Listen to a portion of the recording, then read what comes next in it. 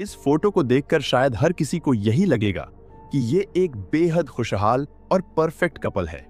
लेकिन किसी को क्या पता था कि इस तस्वीर के पीछे एक ऐसी खौफनाक कहानी छिपी है जो धीरे धीरे पूरे परिवार को बर्बाद कर देने वाली थी। और सबसे डरावनी बात यह थी कि उस बर्बादी के पीछे कोई और नहीं बल्कि यही मासूम सी दिखने वाली लड़की थी, जो धीरे धीरे अपने ही पति को मौत की नींद सुलाने का प्लान बना रही थी।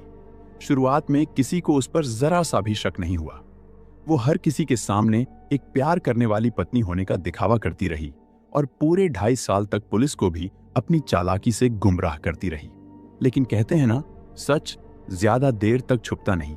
2.5 साल बाद एक छोटे से व्हाट्सएप मैसेज ने इस पूरे केस का रुख बदल दिया और उसी एक मैसेज ने इस खौफनाक साजिश के पीछे छिपी वो असली सच्चाई पूरी दुनिया के सामने लाकर रख दी, जिसे सुनने के बाद आपका भी खून खौल उठेगा।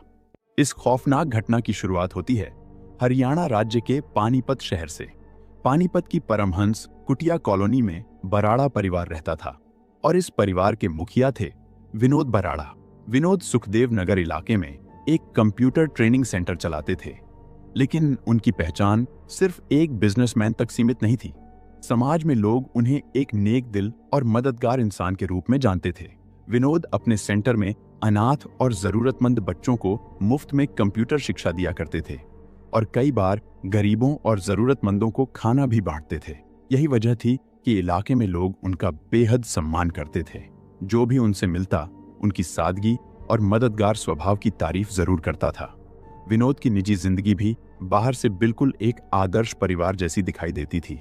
उनका बिजनेस अच्छा चल रहा था और घर में किसी चीज की कमी नहीं थी।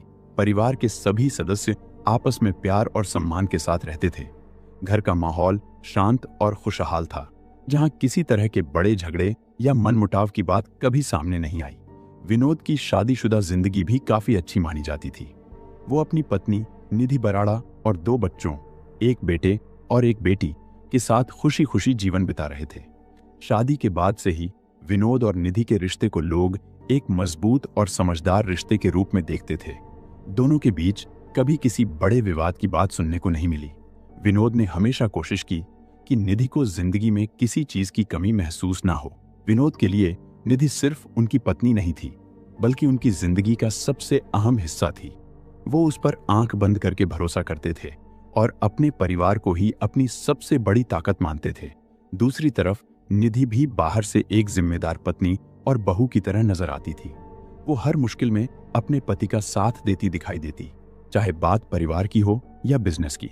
साथ ही वो अपने बच्चों की परवरिश भी अच्छे से कर रही थी, जिसकी वजह से परिवार के बाकी सदस्य भी उसे बेहद प्यार और सम्मान देते थे। बाहर से देखने पर बराड़ा परिवार की जिंदगी बिल्कुल परफेक्ट लगती थी, लेकिन किसी को अंदाजा नहीं था कि इसी खुशहाल दिखने वाले घर के अंदर धीरे धीरे एक ऐसा राज जन्म ले रहा था जो आगे चलकर पूरे परिवार की जिंदगी हमेशा के लिए बदल देने वाला था। निधि अपने बच्चों की परवरिश भी बेहद अच्छे तरीके से कर रही थी। यही वजह थी कि विनोद के परिवार का हर सदस्य उसे प्यार और सम्मान देता था। बाहर से देखने पर सब कुछ बिल्कुल सामान्य और खुशहाल लगता था, लेकिन फिर 5 अक्टूबर 2021 का वो दिन आया जिसने बराड़ा परिवार की जिंदगी हमेशा के लिए बदल कर रख दी। उस शाम विनोद अपने कंप्यूटर सेंटर के बाहर कुर्सी पर बैठा हुआ था। तभी अचानक तेज रफ्तार से आती एक पिकअप ट्रक ने उसे जोरदार टक्कर मार दी। हादसा इतना भयानक था कि मौके पर मौजूद लोगों को लगा कि शायद विनोद बच नहीं पाएगा। टक्कर के बाद वो सड़क पर बुरी तरह घायल होकर गिर पड़ा। आसपास अफरा तफरी मच गई और लोग तुरंत उसकी मदद के लिए दौड़े। हालांकि किस्मत से विनोद की जान बच गई, लेकिन इस हादसे में उसके दोनों पैरों की हड्डियां बुरी तरह टूट गई थीं। उसे तुरंत अस्पताल ले जाया गया, जहां डॉक्टरों ने कई घंटों तक उसका इलाज किया।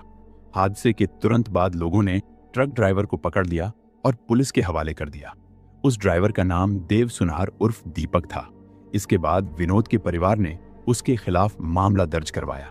जब केस कोर्ट तक पहुंचा तो दीपक ने अपनी सफाई में कहा कि उसने जानबूझकर एक्सीडेंट नहीं किया था। उसका दावा था कि ट्रक के ब्रेक अचानक फेल हो गए थे, जिसकी वजह से गाड़ी बेकाबू होकर विनोद से टकरा गई। इसके बाद मामले में क्या कार्रवाई हुई, इसकी पूरी जानकारी सामने नहीं आई, लेकिन कुछ ही दिनों के भीतर दीपक को जमानत मिल गई। लेकिन किसी को अंदाजा नहीं था कि ये हादसा सिर्फ एक शुरुआत थी और विनोद की जिंदगी पर मंडरा रहा खतरा अभी खत्म नहीं हुआ था। एक्सीडेंट के ठीक 2 महीने बाद यानी 15 दिसंबर 2021 को बराड़ा परिवार के साथ एक ऐसी घटना हुई जिसने सब कुछ तहस नहस कर दिया। उस दिन दोपहर के समय एक आदमी बंदूक लेकर विनोद के घर पहुंचा। उस वक्त विनोद अपने कमरे में लेटा हुआ था और एक्सीडेंट में लगी चोटों से धीरे धीरे उभर रहा था। वहीं उसकी पत्नी निधि रसोई में खाना बना रही थी। घर का मुख्य दरवाजा खुला हुआ था, इसलिए वो आदमी बिना किसी शक के सीधे अंदर घुस गया। उसने बिना समय गंवाए उस कमरे की तरफ कदम बढ़ाए जहां विनोद मौजूद था। कुछ ही सेकंड बाद घर के अंदर गोलियों की आवाज गूंज उठी। आवाज सुनते ही निधि घबराकर रसोई से बाहर भागी। उसने देखा कि कोई हथियारबंद आदमी उसके पति पर हमला कर रहा है। वो तुरंत कमरे की तरफ दौड़ी और दरवाजा खोलने की कोशिश करने लगी, लेकिन तब तक हमलावर अंदर से दरवाजा बंद कर चुका था। जब वो दरवाजा नहीं खोल पाई तो डर और घबराहट में घर से बाहर भागी और जोर जोर से मदद के लिए चिल्लाने लगी। निधि की आवाज सुनकर पड़ोसी तुरंत वहां पहुंच गए, लेकिन कमरे का दरवाजा अंदर से बंद था, इसीलिए कोई भी विनोद तक नहीं पहुंच पा रहा था। इसी बीच कुछ लोगों ने खिड़की से अंदर झांक कर देखा और जो दृश्य उन्होंने देखा उसने सबको अंदर तक हिला दिया। हमलावर ने पहले घायल विनोद को बेड से नीचे गिराया और फिर बेहद बेरहमी से उस पर गोलियां चला दी। एक गोली उसकी कमर में मारी गई और दूसरी सीधे सिर में। इसके बाद उसने तीसरी गोली बंदूक में भरी और दरवाजे की तरफ बढ़ने लगा। कुछ ही पलों बाद दरवाजा खुला और हमलावर बाहर निकला। उसने भीड़ को डराने की कोशिश की, लेकिन इस बार लोगों ने हिम्मत दिखाई। गुस्साई भीड़ ने उसे मौके पर ही पकड़ लिया। लोगों ने उसे एक खंभे से बांध दिया और गुस्से में उसकी जमकर पिटाई कर दी। इसके बाद तुरंत पुलिस को सूचना दी गई। उस वक्त वो अपराधी दर्द और डर से अपनी जान की भीख मांग रहा था, लेकिन इसी बीच उसने एक ऐसी बात कही जिसने वहां मौजूद हर इंसान को चौंका दिया। उसने कहा कि अब मुझे मार दो, मेरा काम पूरा हो चुका है। दूसरी तरफ कुछ लोग घायल विनोद को तुरंत अस्पताल लेकर पहुंचे, लेकिन सिर में गोली लगने की वजह से डॉक्टर उसे बचा नहीं सके। कुछ ही देर बाद अस्पताल से विनोद की मौत की खबर सामने आई। ये खबर सुनते ही पूरे बराड़ा परिवार पर दुखों का पहाड़ टूट पड़ा। जिस इंसान ने हमेशा दूसरों की मदद की, समाज के लिए काम किया और अपने परिवार को हर खुशी देने की कोशिश की, उसी की दिन दहाड़े इतनी बेरहमी से हत्या कर दी गई थी। जब निधि को अपने पति की मौत की खबर मिली तो वो सदमे में वहीं बेहोश होकर गिर पड़ी। पूरे इलाके में डर और सनसनी फैल चुकी थी। हर कोई यही सोच रहा था कि आखिर किसी ने विनोद को इतनी बेरहमी से क्यों मारा। जांच आगे बढ़ी तो पुलिस को पता चला कि विनोद पर गोली चलाने वाला कोई और नहीं बल्कि वही दीपक था जिसने 2 महीने पहले उसका एक्सीडेंट किया था। पुलिस जांच में सामने आया कि जमानत पर बाहर आने के बाद से ही दीपक लगातार विनोद पर केस वापस लेने का दबाव बना रहा था, लेकिन विनोद किसी भी हालत में समझौता करने के लिए तैयार नहीं था। उसने साफ कह दिया था कि जो हुआ है उसके लिए कानून अपना काम करेगा। बस यही बात दीपक को अंदर ही अंदर गुस्से से भर रही थी और आखिरकार उसी गुस्से में उसने विनोद की हत्या जैसा खौफनाक कदम उठा लिया। विनोद की हत्या के बाद पुलिस ने दीपक के खिलाफ हत्या का मामला दर्ज किया और उसे जेल भेज दिया। मामला कोर्ट तक पहुंचा और कानूनी प्रक्रिया शुरू हो गई। समय धीरे धीरे बीतता गया, लेकिन साल 2024 की शुरुआत तक भी अदालत की तरफ से इस केस में कोई अंतिम फैसला सामने नहीं आया था। ऐसा लग रहा था जैसे मामला धीरे धीरे बाकी अधूरे मामलों की तरह फाइलों में दबता जा रहा हो। लेकिन तभी इस केस में एक ऐसा मोड़ आया जिसने पूरी कहानी को बदलकर रख दिया। साल 2024 की शुरुआत में पानीपत पुलिस के वरिष्ठ अधिकारी अजीत सिंह शेखावत को एक व्हाट्सएप मैसेज मिला।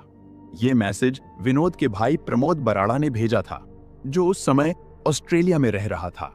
अपने मैसेज में प्रमोद ने दावा किया कि विनोद की हत्या के पीछे सिर्फ दीपक नहीं बल्कि परिवार का ही कोई करीबी सदस्य शामिल हो सकता है। उसने पुलिस से केस की दोबारा और गहराई से जांच करने की मांग की। दरअसल प्रमोद इससे पहले भी कई बार पुलिस के सामने अपनी शंका जाहिर कर चुका था, लेकिन तब उसकी बातों को ज्यादा गंभीरता से नहीं लिया गया। लेकिन इस बार मामला अलग था, क्योंकि अब जांच की जिम्मेदारी एक ऐसे अधिकारी के हाथ में थी जो अपनी ईमानदारी और तेज जांच के लिए जाना जाता था। अजीत शेखावत ने बिना देर किए केस की पुरानी फाइलें मंगवाई और शुरू से पूरे मामले को दोबारा समझना शुरू किया।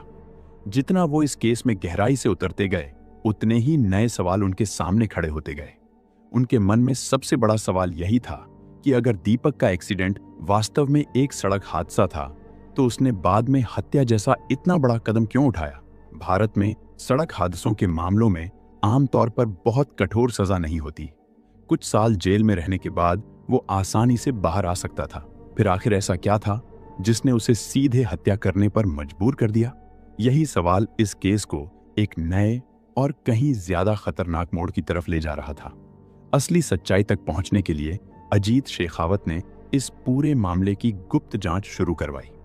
उन्होंने अपने भरोसेमंद जूनियर अधिकारी दीपक कुमार को जांच की जिम्मेदारी सौंपी ताकि असली आरोपियों को जरा भी भनक न लगे कि पुलिस अब इस केस को नए एंगल से देख रही है। इसके बाद पुलिस ने एक एक करके केस से जुड़े हर पहलू की दोबारा जांच शुरू की। पुराने कॉल रिकॉर्ड्स निकाले गए, बैंक ट्रांजैक्शन खंगाले गए और दीपक की गतिविधियों को दोबारा ट्रेस किया गया। इसी जांच के दौरान पुलिस के हाथ कुछ ऐसे सुराग लगे जिन्होंने पूरे केस की दिशा ही बदल दी। सबसे पहली चौंकाने वाली बात यह थी कि जिस पिकअप ट्रक से विनोद का एक्सीडेंट कराया गया था उसे हादसे से कुछ ही दिन पहले खरीदा गया था। यानी ये कोई अचानक हुआ हादसा नहीं, बल्कि पहले से तैयार की गई योजना भी हो सकती थी। और दूसरी सबसे अहम बात ये सामने आई कि दीपक की कॉल डिटेल्स और बैंक रिकॉर्ड्स में एक नाम बार बार दिखाई दे रहा था और वो नाम था सुमित। अब पुलिस के सामने एक नया सवाल खड़ा हो चुका था। आखिर ये सुमित कौन था और उसका विनोद की मौत से क्या संबंध था? पुलिस ने जब दीपक की कॉल डिटेल्स को बारीकी से खंगालना शुरू किया तो एक बेहद अहम बात सामने आई।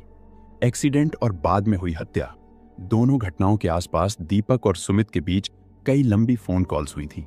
ये कोई सामान्य बातचीत नहीं लग रही थी। अब पुलिस का ध्यान पूरी तरह सुमित की तरफ चला गया।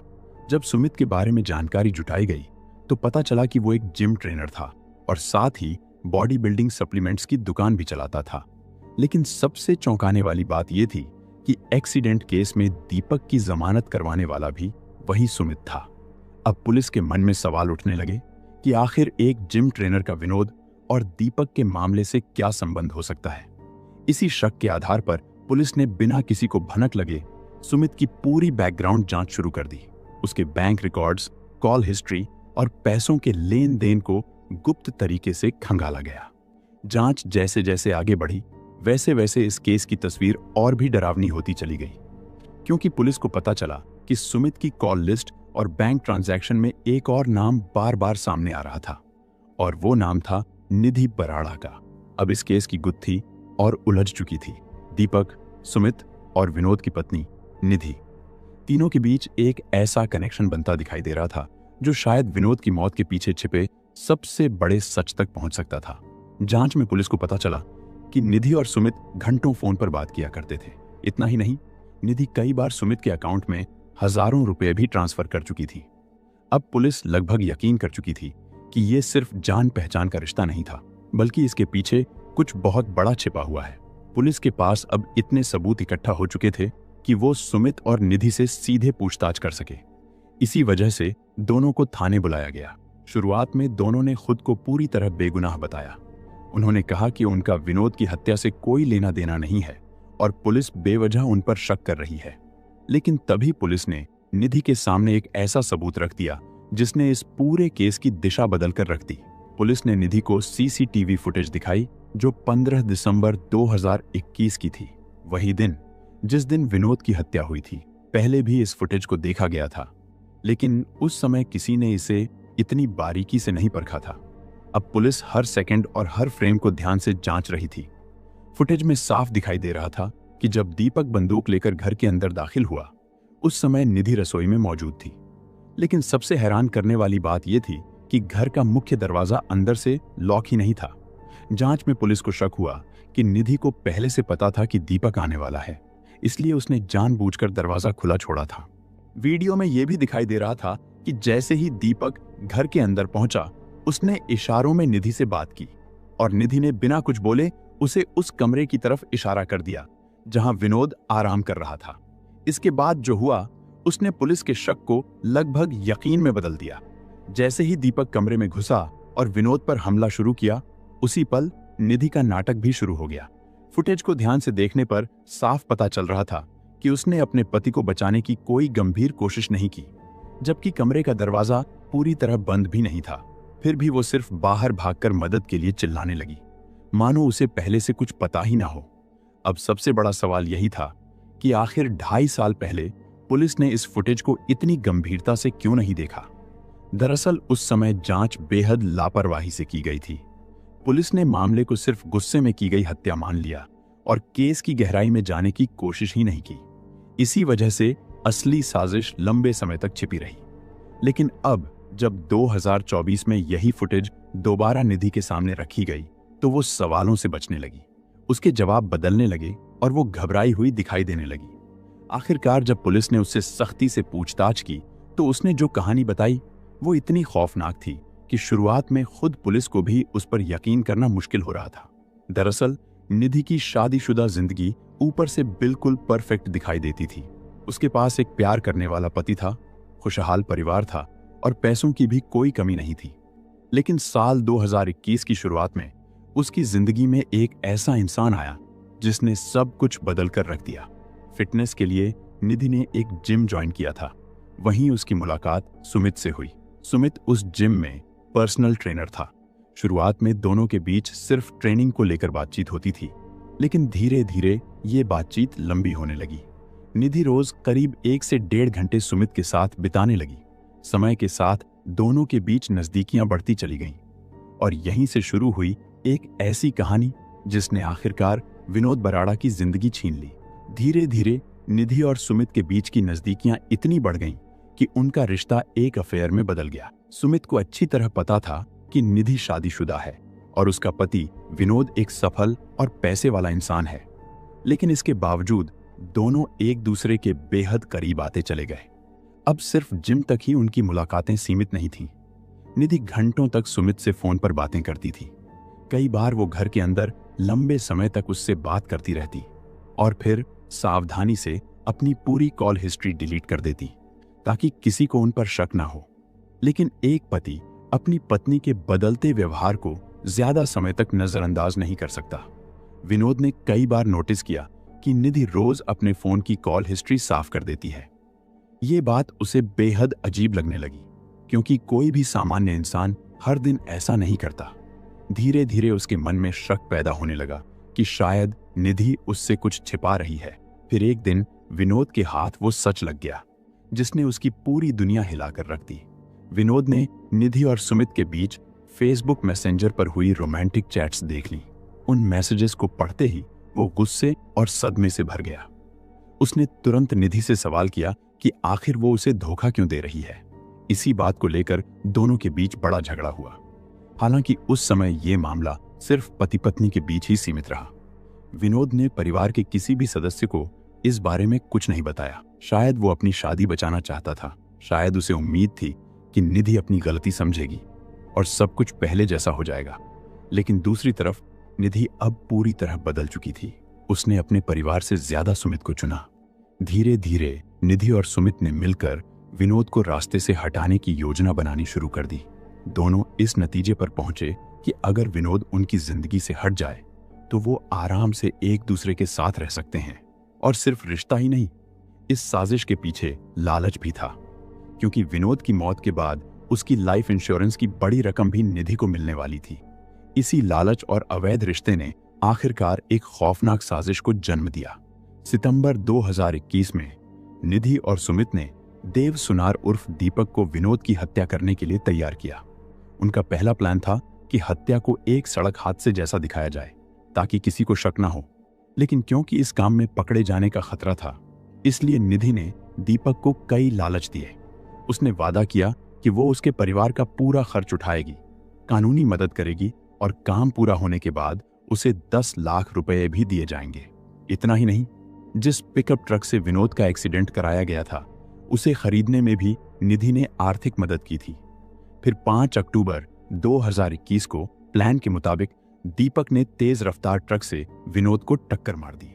लेकिन किस्मत को शायद कुछ और मंजूर था। उस दिन विनोद की जान बच गई, हालांकि उसके दोनों पैर बुरी तरह टूट गए। जांच में बाद में यह भी सामने आया कि निधि खुद दीपक को अपने पति की लोकेशन, उसकी दिनचर्या और रोज वो कहां-कहां जाता है, इन सब की जानकारी देती थी। यानी वो सिर्फ साजिश का हिस्सा ही नहीं थी, बल्कि पूरी योजना को अंदर से संभाल रही थी। एक्सीडेंट के बाद दीपक गिरफ्तार तो हुआ, लेकिन कुछ ही दिनों में सुमित ने उसकी जमानत करवा दी। लेकिन विनोद को खत्म करने की साजिश अभी अधूरी थी। अब दूसरा और आखिरी प्लान तैयार किया गया। तय हुआ कि 15 दिसंबर 2021 को दीपक समझौते की बात करने के बहाने विनोद के घर जाएगा। क्योंकि विनोद एक्सीडेंट की वजह से चल फिर नहीं पा रहा था, इसलिए वो घर में ही मौजूद रहेगा और वहीं जाकर दीपक उसे गोली मार देगा। और ठीक वैसा ही हुआ। 15 दिसंबर 2021 को दीपक बंदूक लेकर विनोद के घर पहुंचा और दिन दहाड़े उसकी हत्या कर दी। इस तरह निधि ने अपने ही पति को मरवाने की साजिश रच डाली।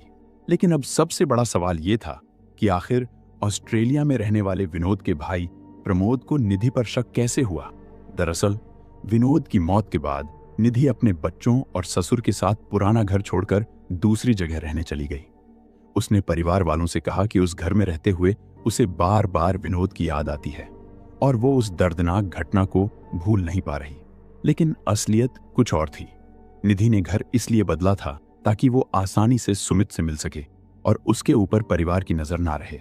विनोद की मौत के बाद अब निधि के पास उसकी लाइफ इंश्योरेंस का काफी पैसा आ चुका था। इतना ही नहीं, जांच में ये भी सामने आया कि उसने अपने ससुर के बैंक अकाउंट से भी पैसे निकाल लिए थे। कुछ महीनों बाद निधि ने अपने बेटे और ससुर को ऑस्ट्रेलिया में रहने वाले विनोद के भाई प्रमोद के पास भेज दिया और खुद पूरी तरह आजाद जिंदगी जीने लगी। अब वो अलग अलग शहरों में सुमित के साथ घूमने लगी। जिस रिश्ते को वो कभी छिपाकर रखती थी, अब वही उसकी नई जिंदगी बन चुका था। सुमित अब बिना किसी डर के निधि के घर आने जाने लगा था। धीरे धीरे ये बातें आसपास के लोगों के जरिए ऑस्ट्रेलिया में रहने वाले विनोद के भाई प्रमोद तक भी पहुंचने लगी। शुरुआत में प्रमोद को इन बातों पर यकीन नहीं हुआ, लेकिन जैसे जैसे उसे नई जानकारियां मिलती गईं, उसके मन में अपनी ही भाभी निधि को लेकर शक पैदा होने लगा। उसे लगने लगा कि शायद विनोद की मौत सिर्फ एक गुस्से में की गई हत्या नहीं, बल्कि पहले से रची गई साजिश थी। लेकिन प्रमोद का यह शक उस दिन लगभग यकीन में बदल गया जब मार्च 2024 में कोर्ट की सुनवाई के दौरान निधि ने अपने ही पति के हत्यारे दीपक को पहचानने से इनकार कर दिया। ये वही दीपक था जिसे हत्या के तुरंत बाद लोगों ने मौके पर पकड़ लिया था। फिर भी निधि का उसे पहचानने से मना करना बेहद हैरान करने वाला था। प्रमोद को उसी समय समझ आ गया कि इस पूरे मामले में बहुत बड़ा सच छिपाया जा रहा है और कोई जानबूझकर असली साजिश को दबाने की कोशिश कर रहा है। हालांकि प्रमोद साल 2021 से ही लगातार पुलिस के पास जाकर मामले की दोबारा जांच की मांग कर रहा था, लेकिन उसकी बात को कभी गंभीरता से नहीं लिया गया। हर बार यही कहा गया कि आरोपी पकड़ा जा चुका है और मामला साफ है। लेकिन जब पानीपत में ईमानदार और सख्त अधिकारी अजीत सिंह शेखावत की पोस्टिंग हुई, तब प्रमोद को पहली बार उम्मीद जगी कि शायद अब उसके भाई को इंसाफ मिल सकेगा। अजीत शेखावत ने इस केस को शुरू से दोबारा खंगालना शुरू किया। उन्होंने पुराने record, call details, bank transaction और सीसीटीवी फुटेज तक को बारीकी से जांचा। इसी जांच के दौरान एक एक करके वो सारे सबूत सामने आने लगे, जिन्होंने इस पूरे केस की असली सच्चाई उजागर कर दी। पुलिस को पता चला कि विनोद का एक्सीडेंट कोई हादसा नहीं था, बल्कि पहले से रची गई साजिश थी। और जब उस योजना में विनोद की मौत नहीं हुई, तब दूसरी साजिश के तहत उसकी गोली मारकर हत्या करवा दी गई। जांच में यह भी साफ हो गया कि इस पूरे प्लान के पीछे विनोद की अपनी पत्नी निधि, उसका प्रेमी सुमित और दीपक तीनों शामिल थे। निधि ने अपने पति के साथ सिर्फ विश्वासघात ही नहीं किया, बल्कि पैसों, लालच और अपने अवैध रिश्ते के लिए उसकी जान तक ले ली। पुलिस ने आखिरकार तीनों आरोपियों को गिरफ्तार कर जेल भेज दिया। इतना ही नहीं, उस पहली पुलिस टीम पर भी कार्रवाई की गई जिसने शुरुआती जांच में लापरवाही बरती थी और कई अहम सबूतों को नजरअंदाज कर दिया था। अगर समय रहते जांच सही तरीके से की जाती तो शायद इस साजिश का सच बहुत पहले सामने आ सकता था। इस तरह निधि ने सिर्फ अपने बच्चों के सिर से पिता का साया ही नहीं छीना, बल्कि एक ऐसे इंसान की जिंदगी खत्म कर दी जो अपने परिवार से बेहद प्यार करता था, समाज सेवा करता था और लोगों की मदद के लिए हमेशा आगे रहता था। विनोद बराड़ा मर्डर केस एक बार फिर ये दिखाता है कि कभी कभी रिश्तों के पीछे छिपा लालच और धोखा इंसान को इतनी अंधेरी राह पर ले जाता है जहां वो अपने ही सबसे करीब व्यक्ति की जान लेने से भी नहीं हिचकता। फिलहाल इस केस के तीनों आरोपी जेल में बंद हैं और मामला अदालत में चल रहा है। कोर्ट में ट्रायल अब भी जारी है और आने वाले समय में अदालत इस मामले पर अपना अंतिम फैसला सुनाएगी। उम्मीद की जा रही है कि विनोद को इंसाफ मिलेगा और दोषियों को उनके अपराध के मुताबिक कड़ी सजा दी जाएगी। इसी के साथ विनोद बराड़ा मर्डर केस की कहानी यहीं खत्म होती है। और अगर आपने इस वीडियो को आखिर तक देखा तो वीडियो को लाइक, शेयर और चैनल को सब्सक्राइब करना ना भूलें।